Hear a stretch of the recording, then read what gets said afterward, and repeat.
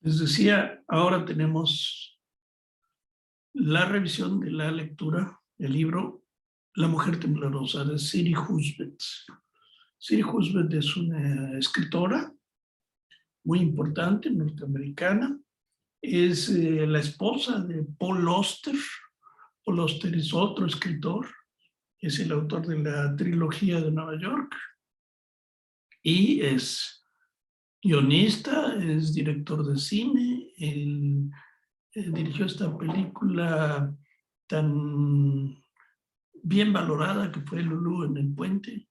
Él había ido con diversos guionistas para presentarles el argumento y le habían dicho que no tenía mucho caso que hiciera esa película, pero justamente él se empecinó en hacer esta historia y dirigió él mismo la película. Y no es nada mala, en realidad es una buena película. Pero bueno, estamos hablando de Siri Husband.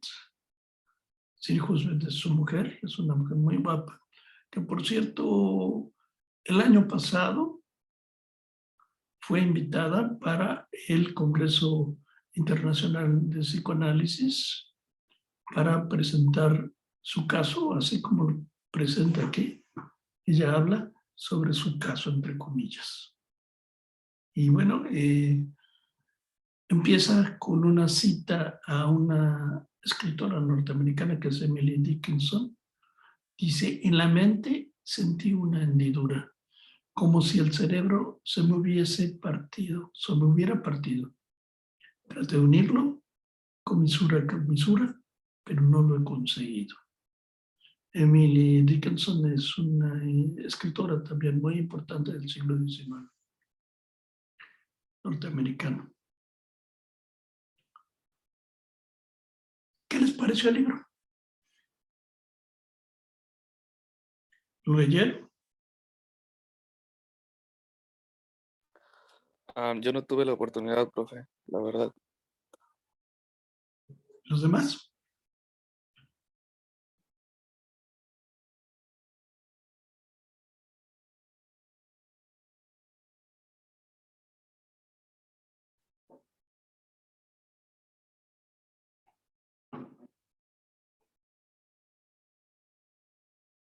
Gracias a quien me dijo que no lo había leído. ¿Los demás no lo leyeron tampoco?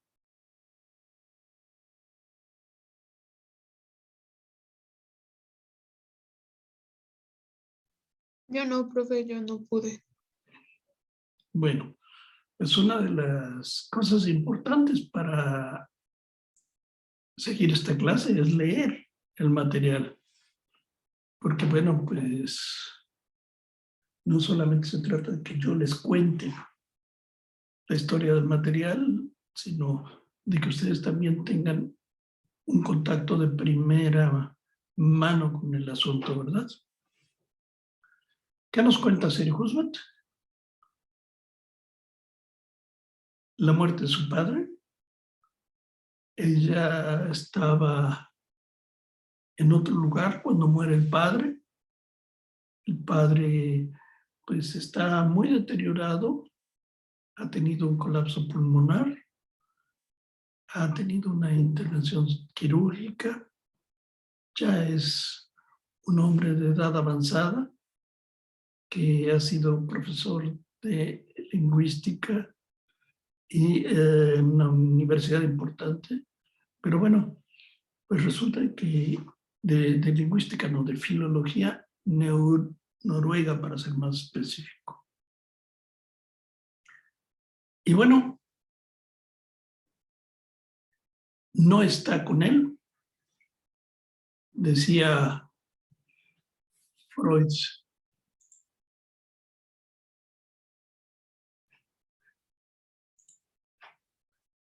Decía Freud que uno de los eventos que más triste pueden acontecer a un hombre es la muerte de un padre. De hecho, Freud sufrió mucho lo que fue la muerte de su propio padre y trató a partir de eso de intentar encontrar por qué le dolía tanto, porque era una cosa que le pesaba de esa manera. Y pues prácticamente es lo que le llevó a el análisis sobre sí mismo. Bien, ella cuenta que habla por teléfono con él justo antes de que se vaya a morir. Y él no puede apenas responder, está físicamente muy débil. Hace unos días ella lo había visto y lo había visto débil, pero mentalmente lúcido. Estuvieron hablando, se rieron incluso, pero cuando vuelve a toparse con él por teléfono, resulta de que él prácticamente no puede contestar. Lo que ella se le ocurre decirle al padre es, te quiero mucho. Y bueno, pues lo que cuenta Siri es que su madre le dice que él se sonríe. Y es un gesto de amor. Él había pedido a Siri que escribiese su panegírico. ¿Qué quiere decir esta palabra? Bueno, que escribiese su relato de quién es su padre. Lloyd Husband. ¿Quién es? ¿Cómo había vivido? ¿Cómo había realizado su trabajo en la universidad? Ella lo ha escrito y va a leer por primera vez este escrito en Minnesota, en el campus de la Universidad de St. Olaf. Justo detrás del antiguo edificio donde se encontraba el Departamento de Filología Noruega, donde había trabajado su padre durante casi 40 años. Y entonces, ella se ha puesto a tarea de redactar un texto y entonces se dice a sí misma, ¿qué habría dicho mi padre si estuviera aquí de sí mismo? Ella está provista de fichas, de anotaciones, tiene mucha experiencia al hablar con el público, pero en esta ocasión resulta de que cuando empieza a hablar, empieza a temblar descontroladamente, de la cabeza a los pies. Sus brazos se agitan de forma desmedida. Sus rodillas chocan una contra la otra. Tiembla como si fuese presa de un ataque epiléptico. No sé si ustedes han visto algún paciente que sufre un ataque epiléptico. Estoy seguro de que en YouTube hay alguna imagen, pero llega a ser muy impresionante en casos de epilepsia grave las convulsiones de un paciente. Y es curioso porque ella tiene estas convulsiones, por así decirlo, pero la voz aparece intacta. Habla de manera firme, segura, como si no le estuviera sucediendo nada. Aunque tiene estos ataques, por así decirlo, y piensa que en cualquier momento va a caer redonda. Sin embargo, logra mantener la calma, termina el discurso. Y lo que dice es que su temblor cesa en cuanto deja de hablar. Se mira las piernas, las tiene totalmente rojas, casi moradas. Su madre y sus hermanos están asustados ante aquella transformación que se ha operado en su cuerpo. Porque, pues bueno, esto nunca le había sucedido cuando había hablado ante el público. Lips, una de sus hermanas, le dijo después que sintió ganas de correr hacia ella y abrazarla para que dejara de temblar. Su madre comenta que parecía que la estaban electrocutando.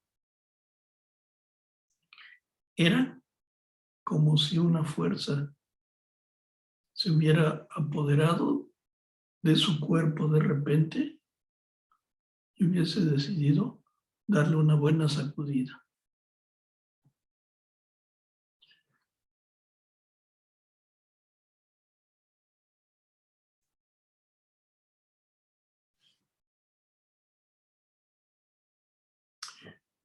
A continuación,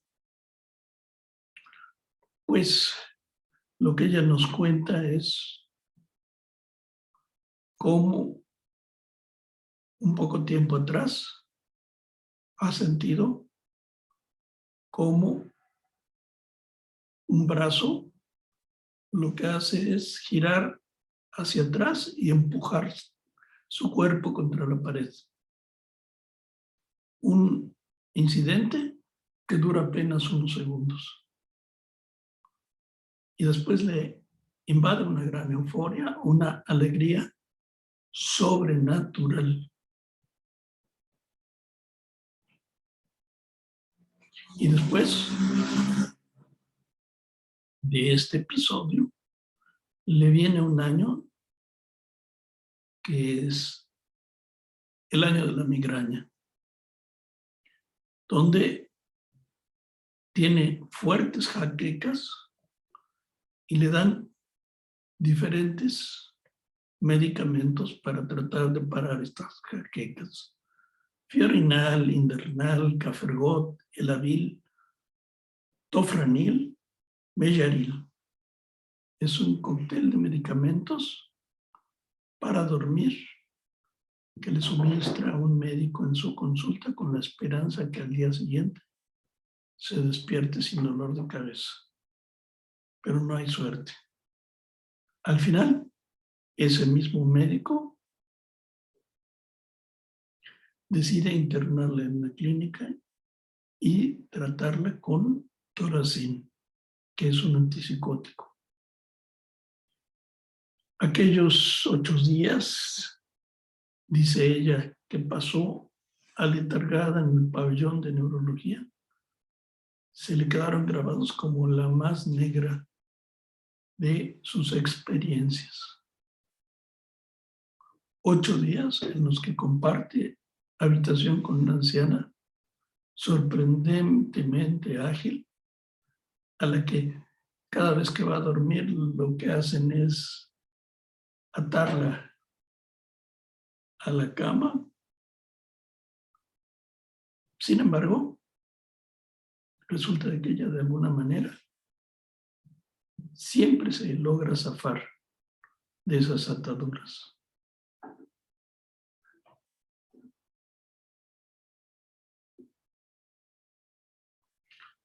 Sigue Sir Husband relatándonos que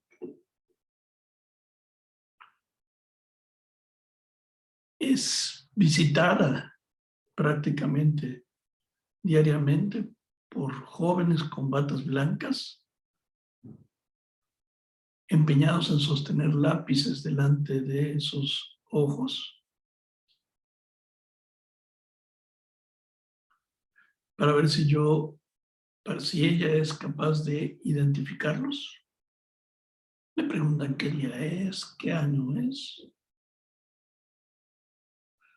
cómo se llama el presidente de los Estados Unidos, para después pincharla con agujitas y preguntarle, ¿tú sientes esto? ¿Sientes aquello? Y ella habla de un tal doctor C que está muy irritado con ella porque no coopera y no se cura. Hay otro médico que bautiza su dolencia con el nombre de síndrome de migraña vascular, pero no parece que hubiera nadie capaz de decir a qué se debía. Simplemente lo que se trata para ella es de una enorme jaqueca.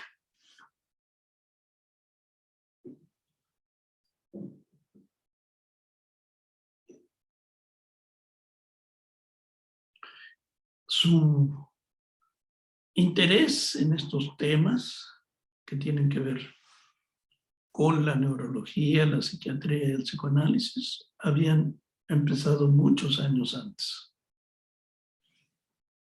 Desde niña sufrió migrañas y ella ha investigado sobre el origen de los dolores de cabeza y mareos.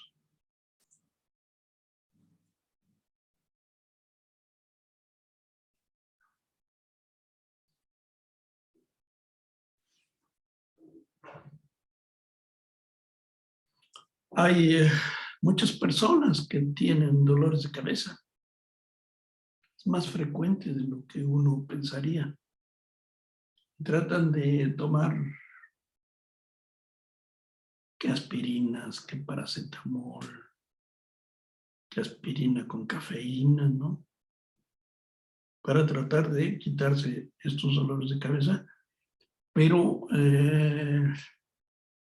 es una solución médica. Lo que no se preguntan es por qué aparecen estos dolores de cabeza, a qué se deben.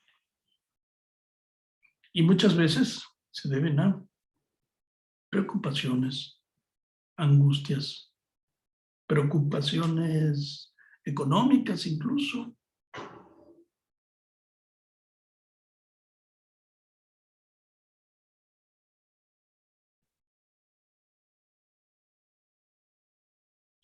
Ella siempre ha imaginado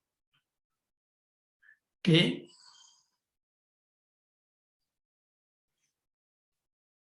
le hubiera gustado ser incluso hasta psicoanalista.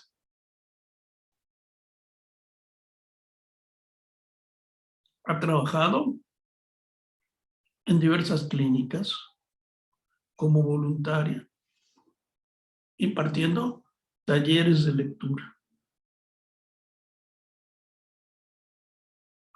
Es así como toma contacto con el manual de diagnóstico y estadístico de los trastornos mentales, comúnmente llamado DSM. Manual que más adelante nos va a decir. Lo único que tiene son etiquetas, pero no muestra en concreto casos. Es curioso, ¿no? Porque uno pensaría que un manual médico que intenta comprender por qué son las enfermedades iría a tratar de tener ejemplos. Y no, son etiquetas simplemente. E incluso todo el lenguaje psicoanalítico que de alguna manera estaba al principio ha sido descartado, echado a un lado.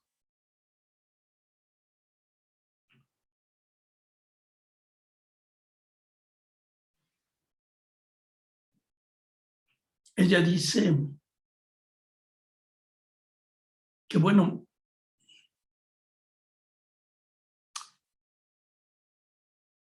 Nadie dice de los enfermos, soy canceroso, soy un cáncer, a pesar de sufrir la enfermedad, sino se dice, estoy enfermo de cáncer, por ejemplo.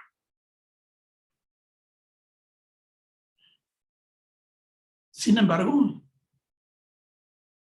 con el caso de las enfermedades psiquiátricas, es muy común que alguien diga, yo soy bipolar, soy esquizofrénico. Y la frase, ¿es epiléptico? No nos resulta extraña. Las frases denotan una identificación total de la persona con la enfermedad. Ella dice que tenía la sensación de que era esa mujer temblorosa y al mismo tiempo no se reconocía.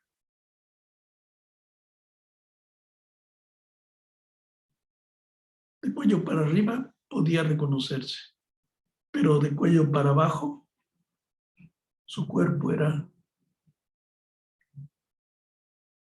convulso e ignoto.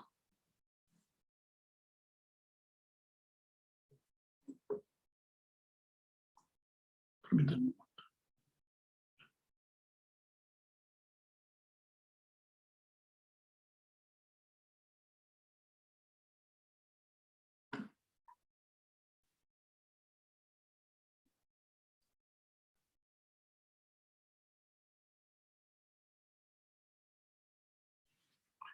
Los médicos desde hace muchos años han estado estudiando las enfermedades relacionadas con la convulsión. Desde Hipócrates, nos dice Siri Husband, en adelante, diagnosticar significa agrupar una serie de síntomas bajo un mismo nombre. La epilepsia es la más famosa de todas las enfermedades convulsivas.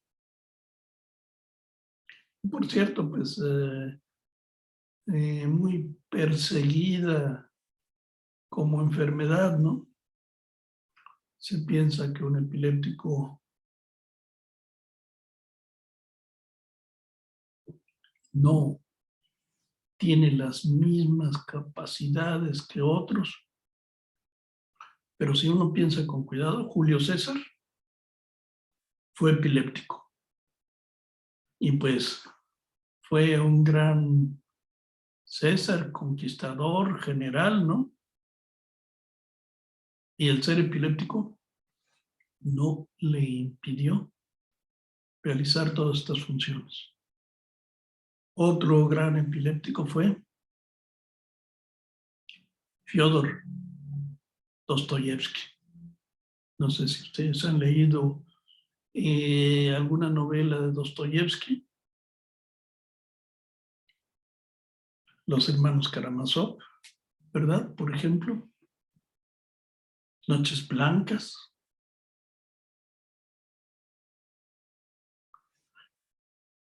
Y a pesar de sus convulsiones, de su epilepsia, en tiempos en que no era bien tratada, realmente nos dio una serie de novelas extraordinarias. Por aquí tengo en mi casa los 4 volúmenes en Aguilar de Dostoyevsky. Crimen y Castigo, tal vez sea la más impresionante de las novelas sobre el género, ¿no? Que lo que nos hace es adentrarnos en encontrar cuáles son las razones por las cuales una persona puede volverse asesino, ¿no?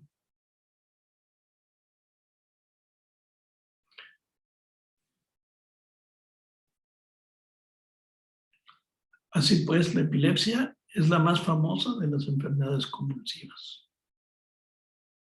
Dice Husband, si yo hubiera sido paciente de Galeno, el médico griego que atendía al emperador Marco Aurelio,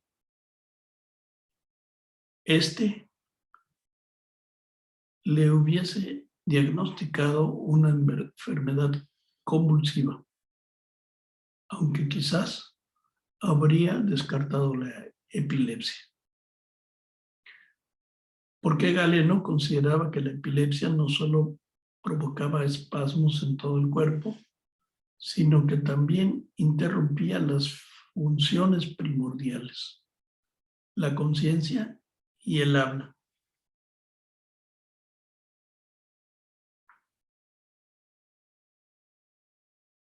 Entre los griegos existía la creencia de que los dioses y los espíritus podrían hacerte temblar. La mayor parte de los médicos mantuvo siempre una postura naturalista al respecto, y no sería sino hasta el surgimiento del cristianismo que se empezaron a vincular los temblores con lo sobrenatural hasta un grado increíble.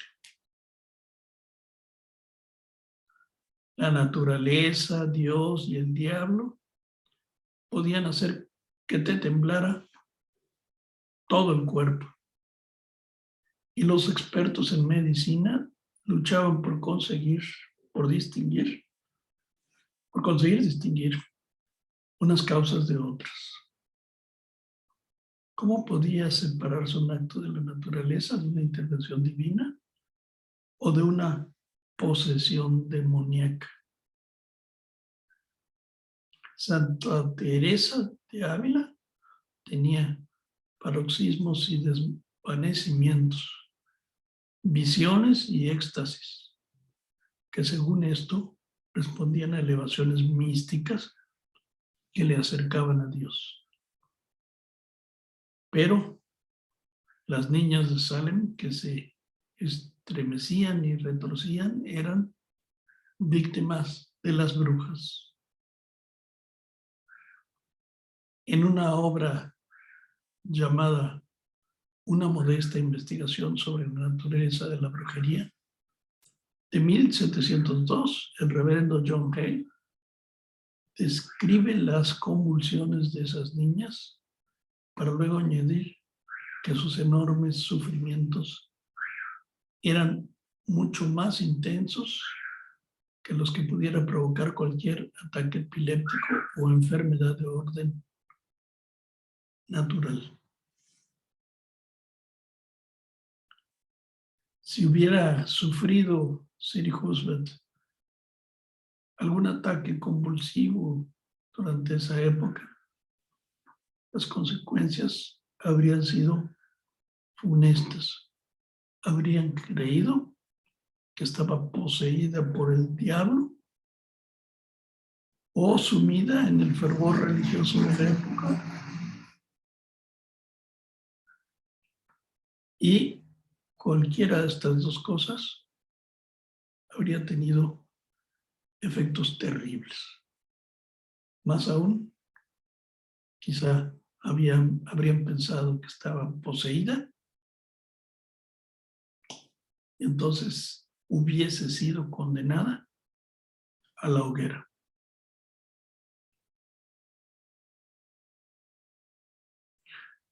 Durante muchos siglos, las personas que tuvieron convulsiones se pensaba que fuesen poseídos y se les enviaba durante la época del cristianismo a exorcistas. Aunque hubiese, pues,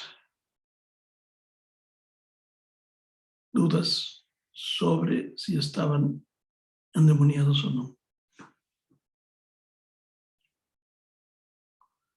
Han cambiado mucho los parámetros referidos a las enfermedades convulsivas.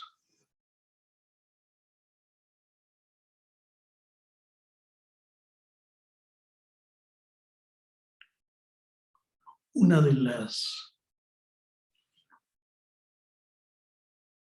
características para establecer un diagnóstico de epilepsia es que al menos se sufren 2 ataques. Y lo que ella dice es que no le son muy claros si ha sufrido 2 ataques.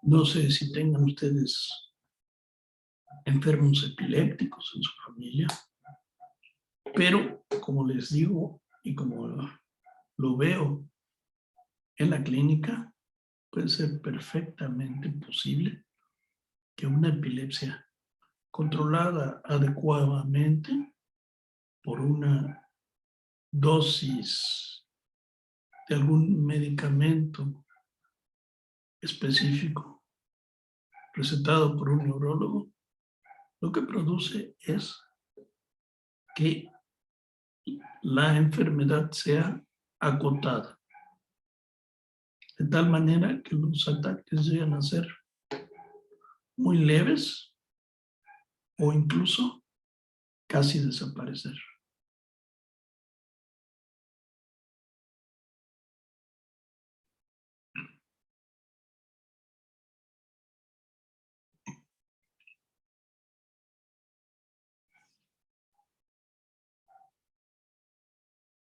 Nos relata también que ella pues está interesada en todos estos temas, va a el hospital a hacer una, pues digamos, investigación sobre todo esto. Y bueno,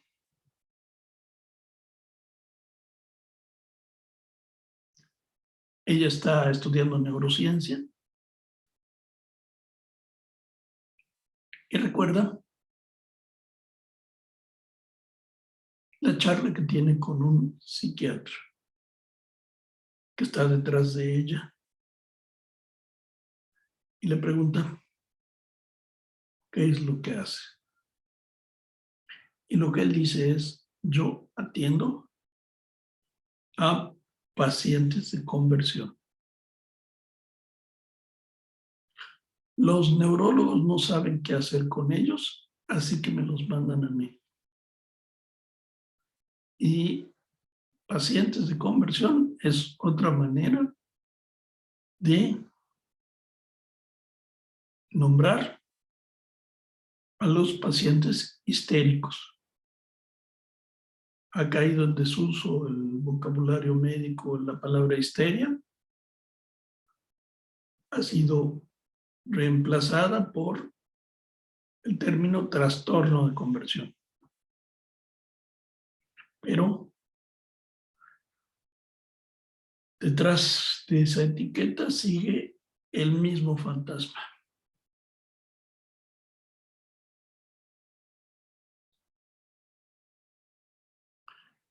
Histeria proviene del griego y histeros significa útero.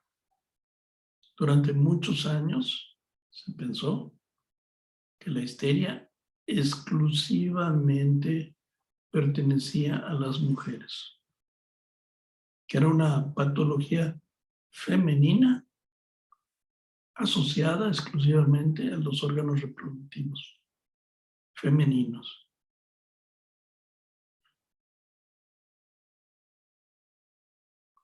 Galeno creía que la histeria era una enfermedad que sufrían las mujeres solteras o viudas privadas de relaciones sexuales. Pero no la consideraba una forma de locura, puesto que no tenía por qué llevar aparejados problemas psicológicos. Los médicos de la antigüedad eran muy conscientes de que los ataques epilépticos y los histéricos se asemejaban y pensaban que era fundamental distinguir unos de otros.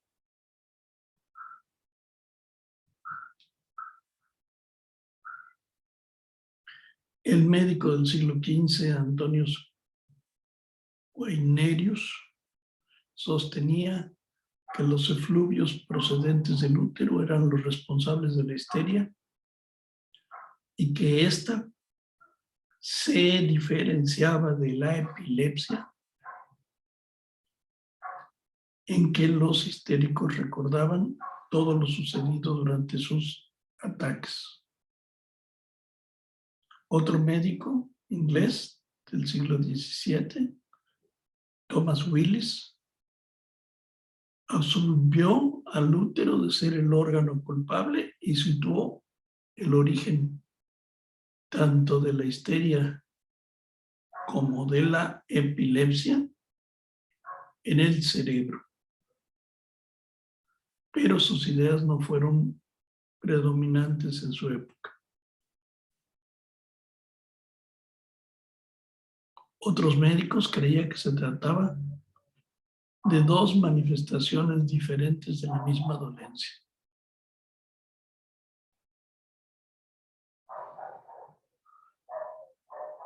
Samuel Auguste Tissot, un médico del siglo XVIII, sostenía que eran dos enfermedades distintas, aunque existieran algunas epilepsias, según esto, originadas en el útero. Hoy sabemos que eso no es verdad. La histeria fue considerada hasta finales del siglo XIX como una enfermedad compulsiva originada en alguna parte del cuerpo, el útero, el cerebro o alguna extremidad. Y aquellos que la padecían no eran tenidos por locos.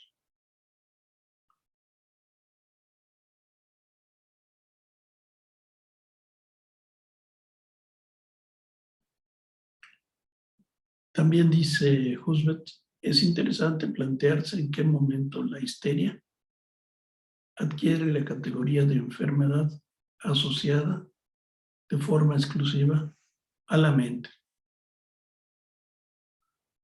Por lo general se utiliza el término histeria para referirse a la excitabilidad o excesiva motividad de una persona.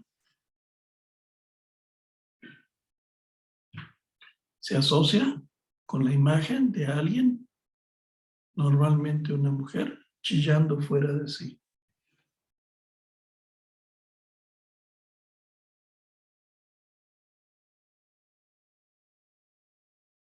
Dice Husvet, no sabe qué le sucedió a sus brazos, piernas y torso en aquella circunstancia.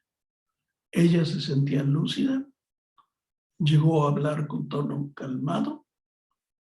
En ese sentido, no estaba histérica.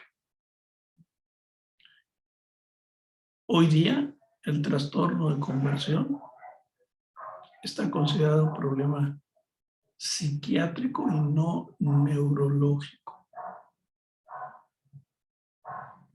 Por eso se explica que lo asociamos a las perturbaciones mentales.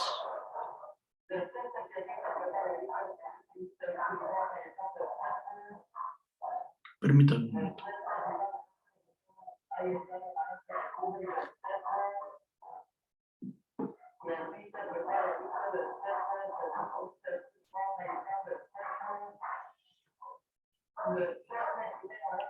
Pues es el problema de dar las clases por línea, ¿no?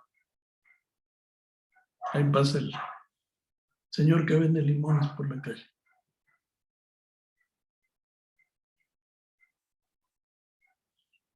Bueno, nos dice Siri Husvet que el DSM que hoy va por su 5ª edición. Se engloba el trastorno de conversión dentro de los problemas somatoformes, o sea, relacionados con el cuerpo, es decir, trastornos psiquiátricos en los que las personas manifiestan síntomas físicos. Pero la denominación y clasificación de la enfermedad ha cambiado varias veces durante los últimos 40 años. En el primer DSM se la llama reacción de conversión. En el DSM-2, por ahí de 1968, se le incluye en el grupo de trastornos disociativos.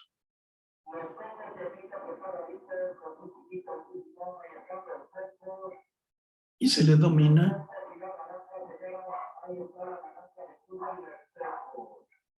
neurosis histérica,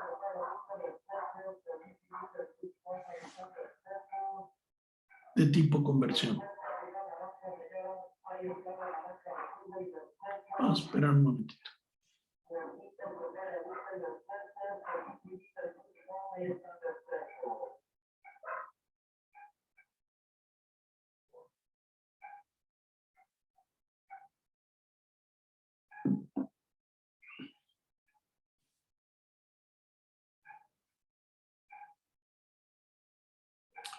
En 1968, los autores del manual están impacientes por restablecer las raíces de la enfermedad, tratando de recuperar el uso de la palabra histeria.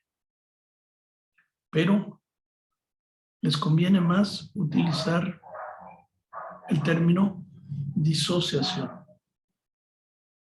que es muy amplio, se utiliza de diferentes formas para indicar cierto distanciamiento del yo o trastorno de la personalidad. Cuando una persona tiene la impresión de estar fuera de su propio cuerpo, se dice que experimenta un estado disociativo. Si a otro le agobia la sensación de que aquella o el mundo no son reales, también se le califica de trastorno disociativo. Para el DSM-3, el término de histeria ha desaparecido, siendo suplantado por el trastorno de conversión, englobado dentro de los trastornos somatoformes. La definición en el DSM-4 parece inalterada. Sin embargo, el Manual de la Organización Mundial de la Salud de 1992 no está de acuerdo. Allí se le denomina trastorno disociativo. Todo esto parece un poco confuso y lo es. Resulta obvio que los autores de manuales de diagnóstico psiquiátrico no saben bien qué hacer con la histeria. Sin embargo, existe un consenso general. Los síntomas de conversión suelen asemejarse a los neurológicos: parálisis motora, crisis de tipo epiléptico, dificultad para andar, tragar o hablar, ceguera y sordera. Aunque cuando un neurólogo investiga alguno de estos casos, no logra a veces dar con la causa del problema. Así que, por ejemplo, si algún neurólogo se le hubiera a hacer un electroencefalograma de Siri Husband, no habría encontrado la causa de las convulsiones histéricas.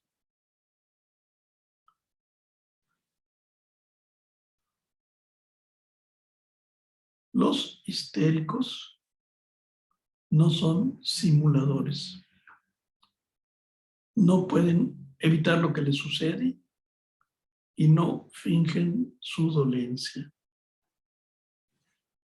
Los síntomas pueden desaparecer de forma espontánea y de hecho eso suele suceder. Siempre con la salvedad de que deben tomarse todas las precauciones, como señalan los autores del DSM.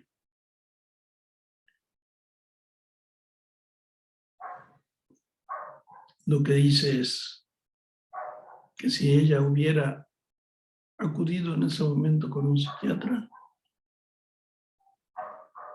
tendría que haber sido muy cauteloso para distinguir si se trataba de una enfermedad neurológica o una enfermedad que tuviera un origen emocional.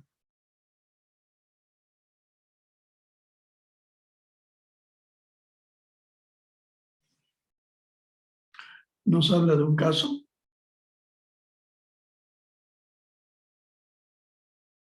Carl Basel, farmacólogo de la Universidad de Columbia, cuenta que uno de sus pacientes presencia cómo se incendia su lugar de trabajo. Y de repente se le paraliza todo el lado derecho del cuerpo como si hubiese sufrido un ataque de apoplejía. De hecho, lo que sufre este hombre es un ataque de conversión que después del shock desaparece. El asunto es complicado. Las personas epilépticas, nos dice Siri Husband, son más propensas a sufrir ataques histéricos.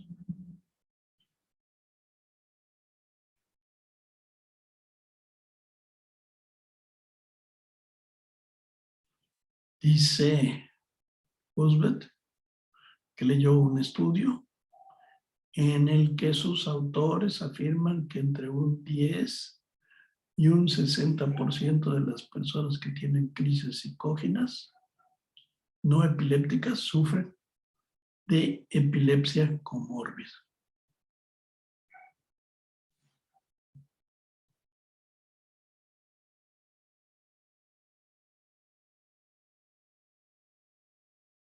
Así pues, ha sido muy difícil durante muchos años.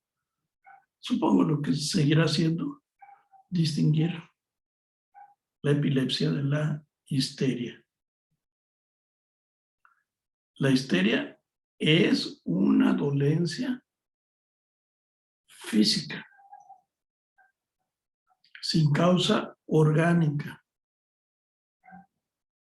La gente se queda de pronto ciega, paralizada, presa de convulsiones,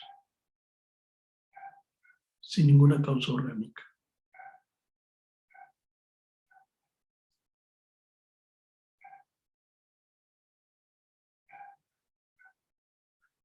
Esta situación nos hace volver los ojos sobre un problema que es cuál es la relación entre lo orgánico y lo psicológico.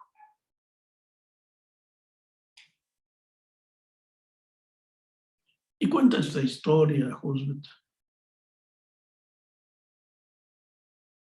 Oye a un hombre por la radio que habla de su vida con un hijo esquizofrénico. Como muchos otros pacientes, su hijo tenía problemas a la hora de tomar con regularidad sus medicamentos.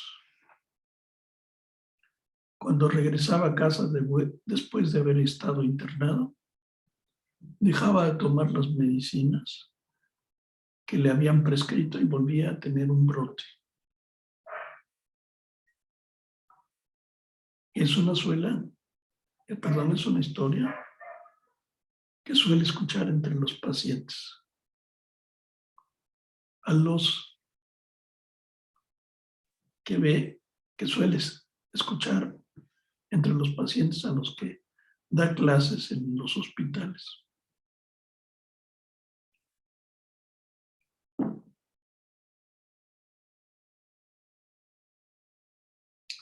Todos los pacientes tienen motivos diferentes para dejar de tomar esas pastillas.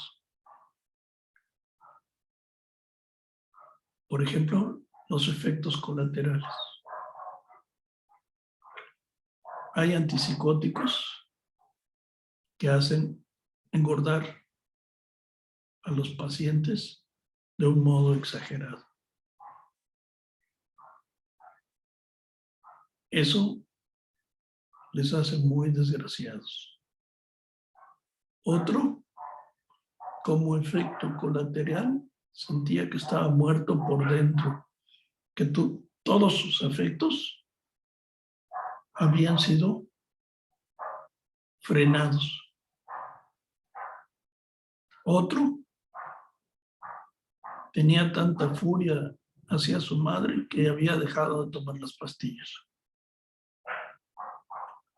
El padre en cuestión que habla por la radio, recalca más de una vez que la esquizofrenia es un trastorno mental orgánico. Y dice Siri Husband que ella sabe por qué lo hace.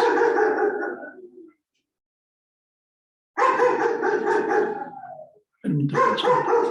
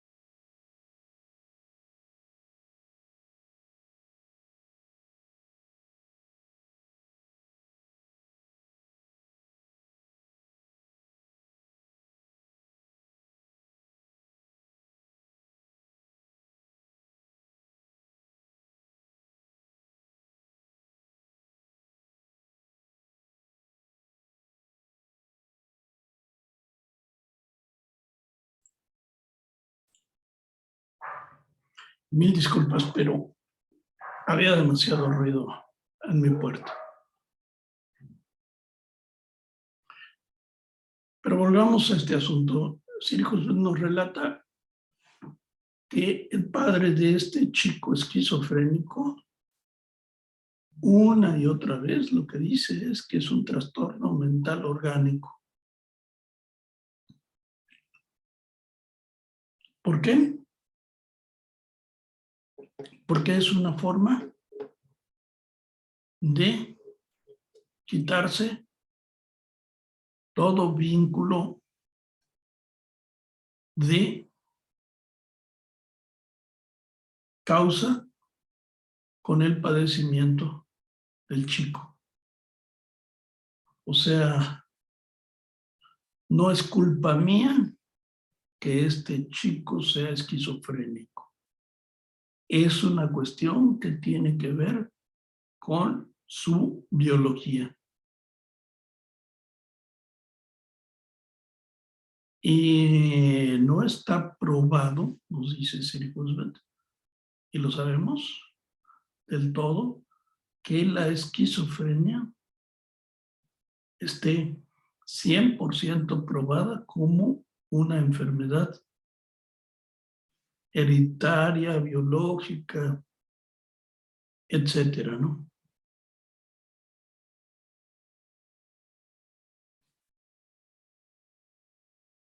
Sí es verdad que si son dos gemelos y uno de ellos tiene esquizofrenia, es posible en un 50% que ese hermano pueda tener esquizofrenia. Pero tengan ustedes en cuenta que se trata de la misma familia. Y hoy sabemos que entre las determinantes familiares, culturales, hay causas posibles de la esquizofrenia. Un hijo mal querido, por ejemplo, y allí tenemos casos, por ejemplo, de chicos a los que se les aplican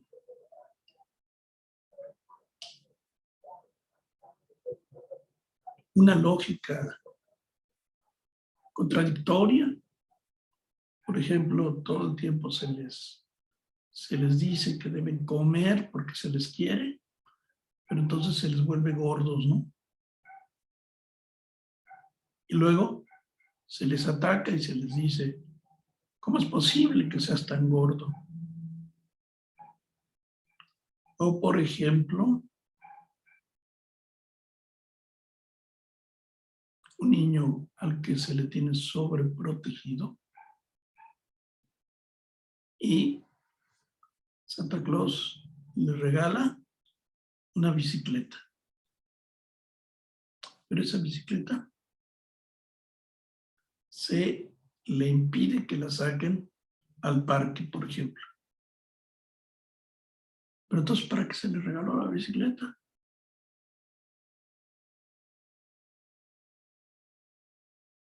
Y nunca puede este niño quitarle las llantitas de atrás, de la rueda de atrás, ¿no? Porque es muy peligroso, ¿no?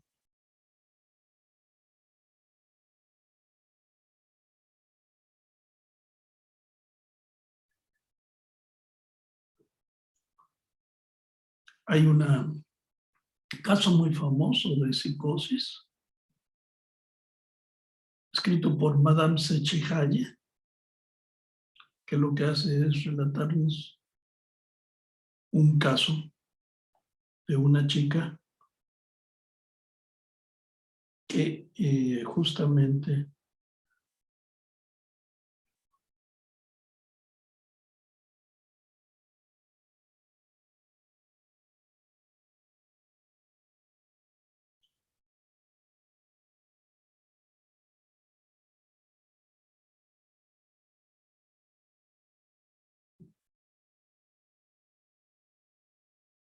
es una psicoanalista suiza que escribe un libro que se llama La realización simbólica, en donde nos relata puntualmente cómo una niña es agredida una y otra vez por su madre, con groserías, con malas palabras, con actitudes que le hacen ver a esta niña que no es querida, que no ha sido deseada, que es odiada. Entonces, pues las consecuencias son que esta chica está en el mundo, pues, sin completamente tener los pies puestos en el piso, ¿no?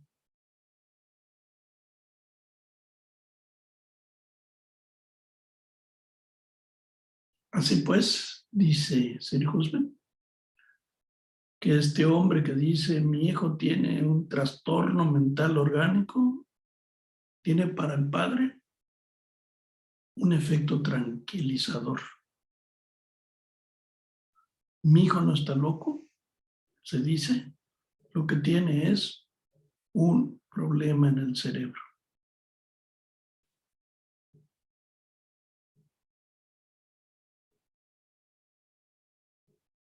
Y bueno, tampoco debería uno despreciar del todo la importancia de lo orgánico, ¿verdad? Pero privilegiarlos sobre lo psicológico es algo que hacen habitualmente los psiquiatras, pero que no tienen pruebas suficientes para demostrarnos que la enfermedad mental es un asunto biológico, genético.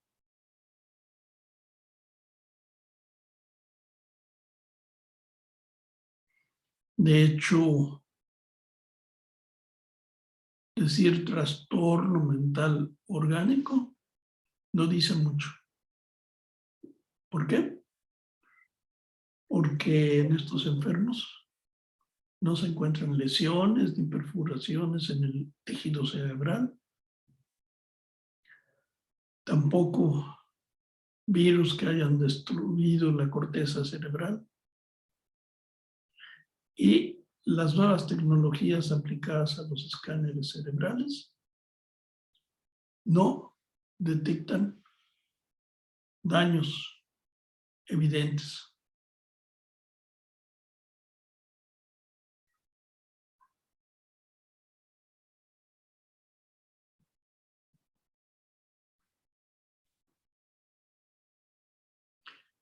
La enfermedad y la dolencia están íntimamente relacionadas.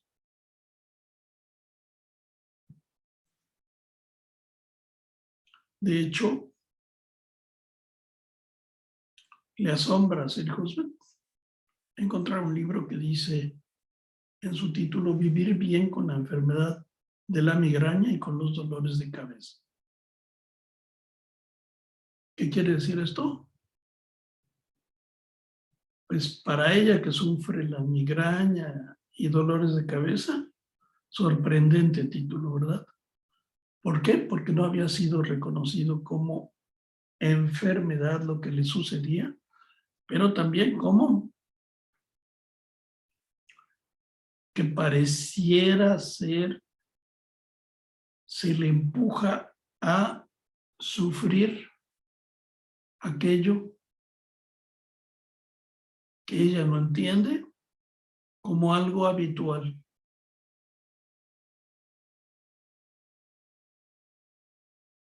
Aceptar, por así decirlo, su enfermedad.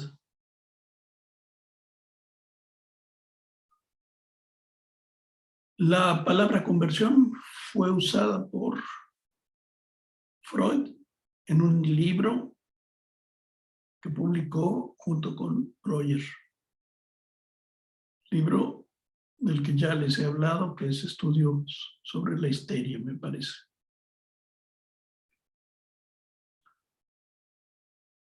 Conversión es la transformación de la excitación psíquica a síntomas somáticos permanentes,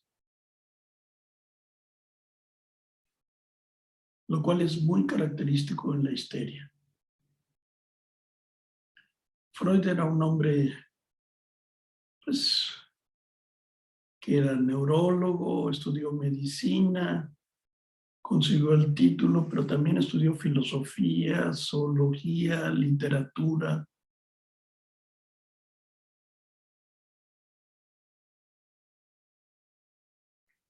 Estudioso de disecar las anguilas, su estructura histológica.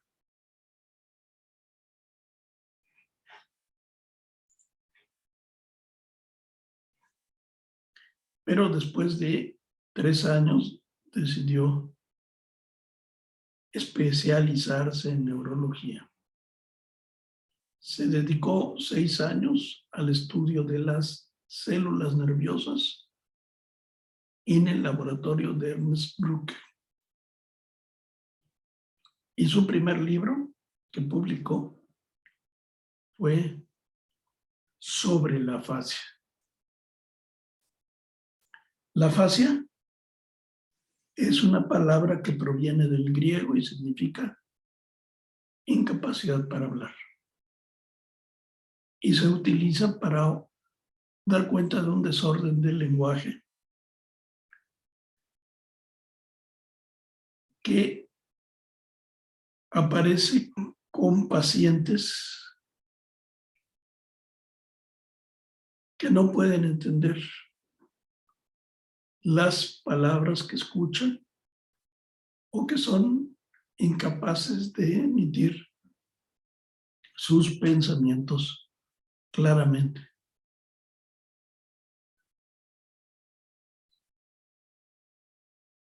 Hay pacientes que desean decir algo, pero son incapaces de reunir los fonemas que forman la palabra.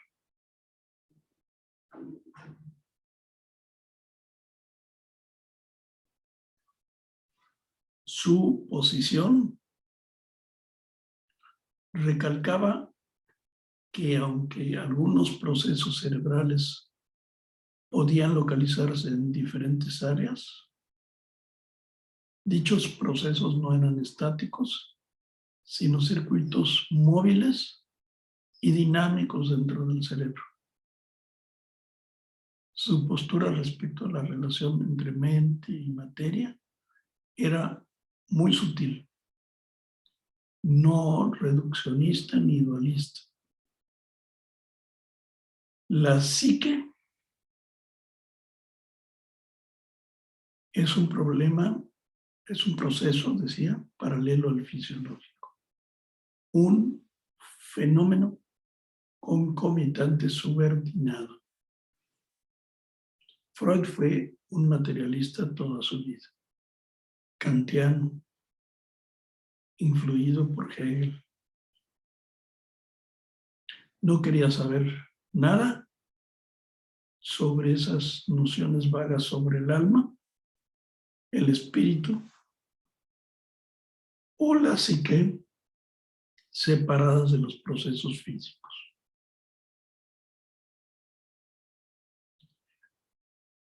Al mismo tiempo, no creía que sería posible conocer a fondo las cosas en sí mismo.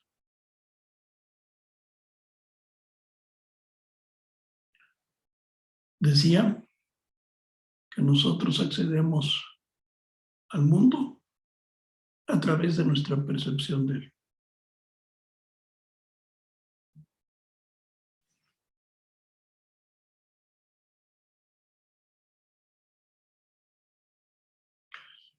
Kant lo que tiene es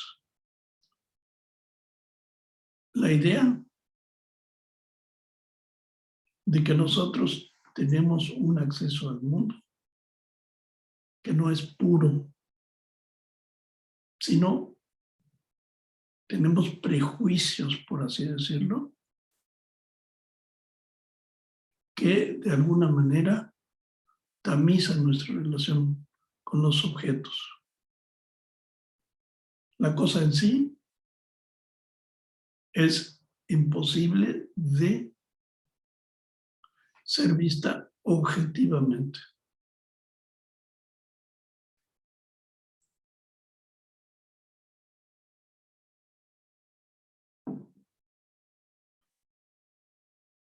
Y la vemos a través de nuestros prejuicios como son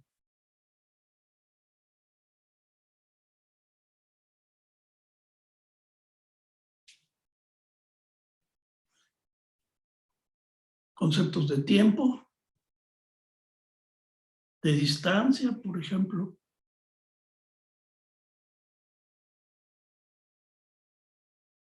Pero son la aplicación de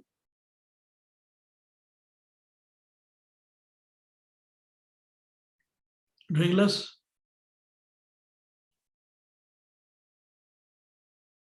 necesariamente humanas y diferentes en cada civilización.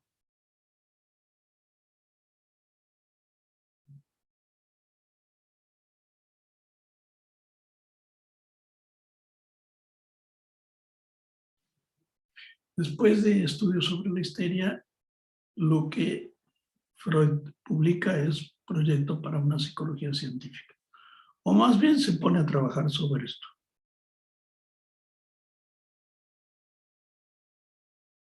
Pero el asunto es que no llega hasta el final. Porque se da cuenta de que es difícil decir algo que pueda dar lugar a una explicación puramente psicológica de la mente.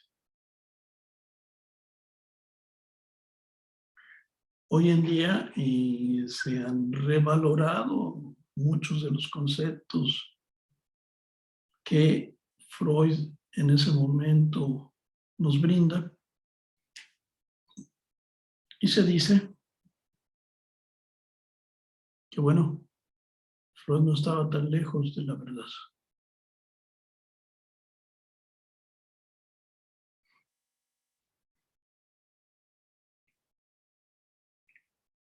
Dice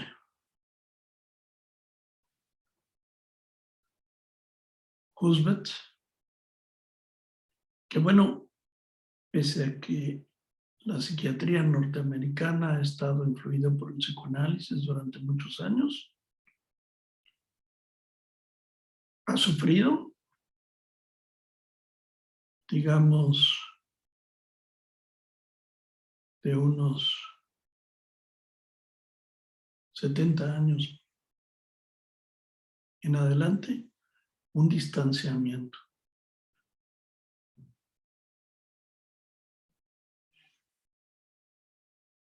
En especial, a partir de los años 70, ese distanciamiento fue evidente. Porque ahora los psiquiatras de la escuela norteamericana dejan que sean los asistentes sociales quienes hablen con los pacientes y ellos solamente prescriben recetas. También les expongo el caso de pacientes con enfermedades anímicas que van al Seguro Social y lo que se enfrentan es con que el médico psiquiatra los escucha 10, quizá 15 minutos, y lo que hace es escribir una receta. Cuando en realidad, bueno, pues muchas veces el enfermo lo que necesita es ser escuchado, comprendido, no drogado.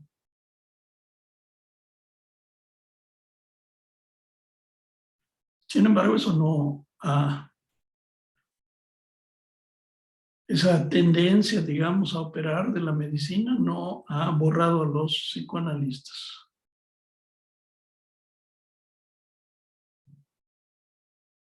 De hecho, dice Sir Husband que una vez se sometió a breves sesiones y le resultó útil la experiencia. Pero tiene miedo,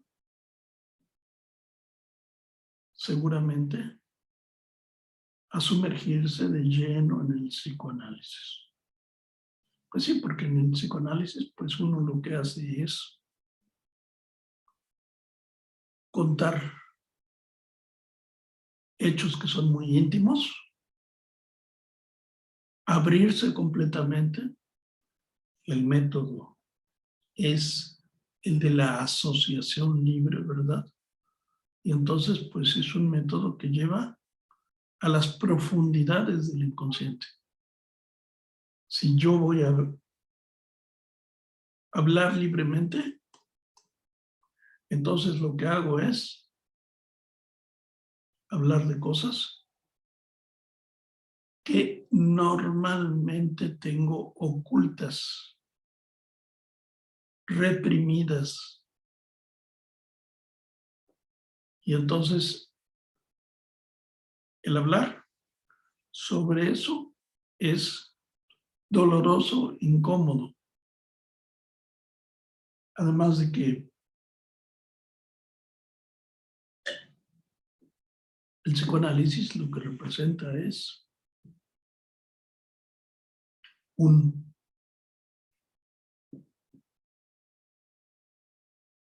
compromiso serio, difícil.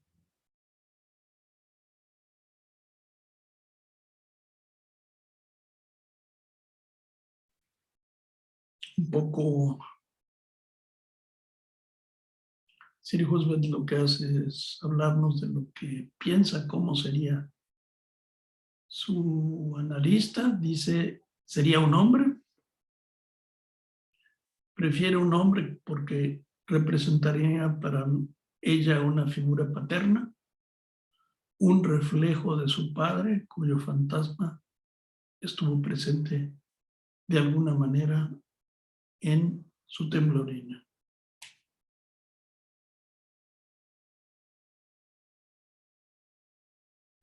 Dice, ¿qué haría? Le explicaría la relación que mantenía con mi padre. También tienen ustedes que imaginar que el tratamiento psicoanalítico, como les decía, implica un compromiso. Para Freud, el psicoanálisis debía ser 5 o 6 veces por semana. Hoy día han variado un poco las cosas, en parte también por la economía, pero, por ejemplo, para formarse como psicoanalista dentro de la Asociación Psicoanalítica Internacional, se pide un análisis de 3 veces por semana. Y con los pacientes habitualmente uno llega a trabajar 2 veces por semana.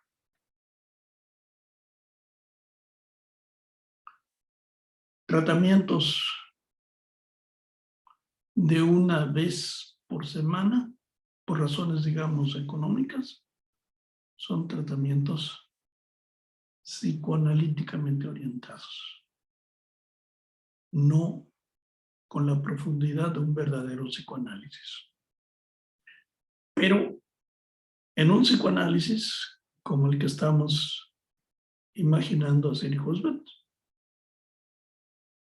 tendría lugar este instrumento que es este dispositivo que es el diván.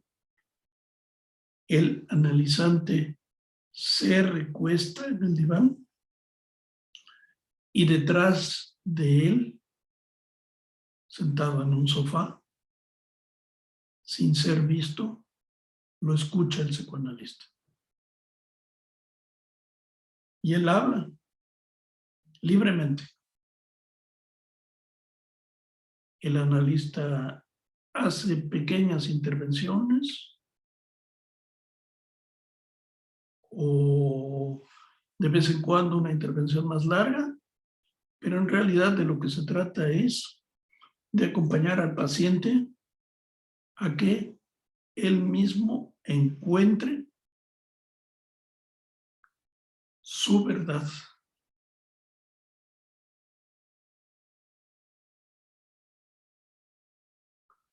Vamos a dejar por hoy aquí.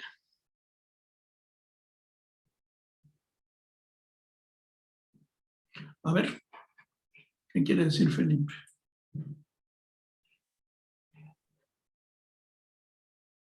Te escucho, José. O si quieres escribirlo.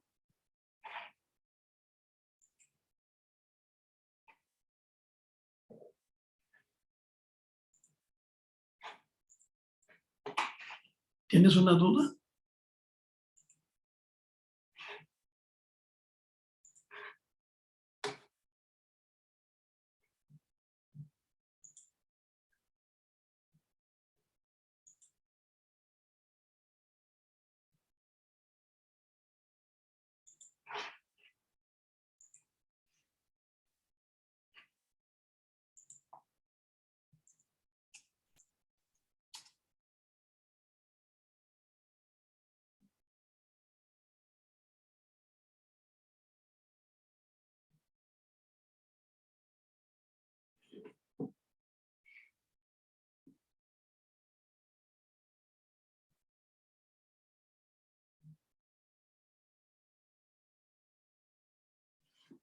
Espero, José Felipe.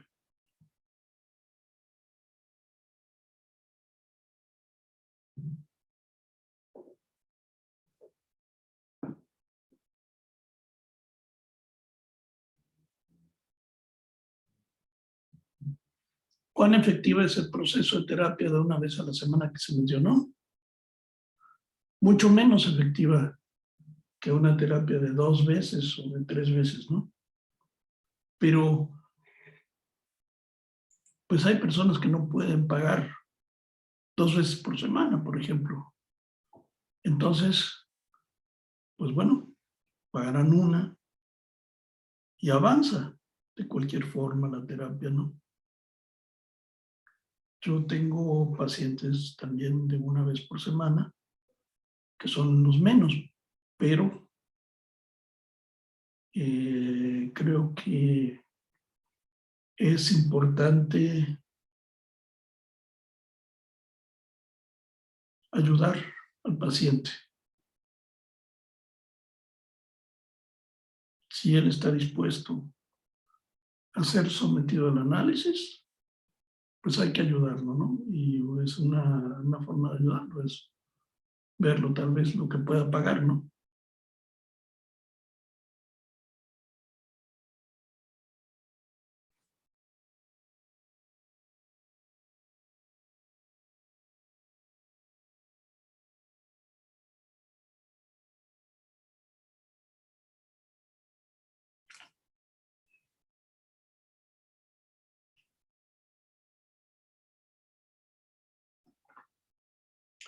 No puede regalarse el trabajo del analista.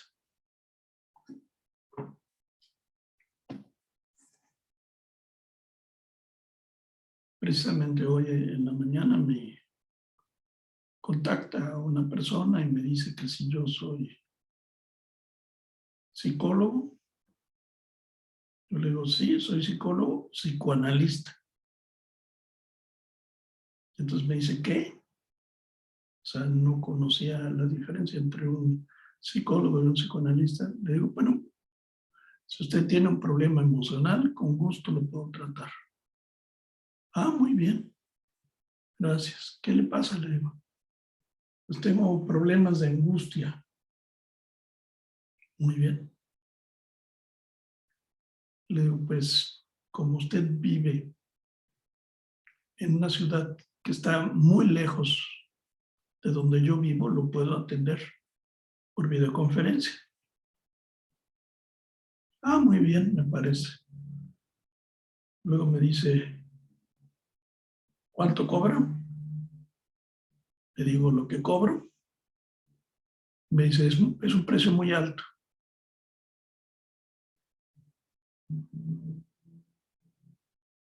Pues no sé qué esperaba o pensaba, pero pues yo cobro lo que considero justo para mí. No puedo cobrar menos que eso, ¿no? Hay ocasiones que pues hay pacientes que cobran un poquito menos, pero hay un precio estándar, ¿no? El que no puedo ni subir ni bajar, ¿no?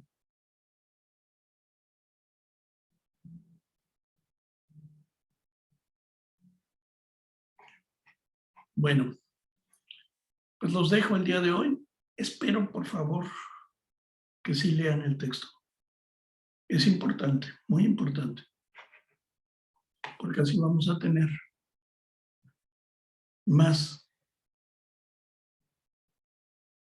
ideas que discutir. Alejandro, dime. Sí, profe, mi pregunta es si es la lectura completa, el libro completo o alguna página, un paginado o es completo.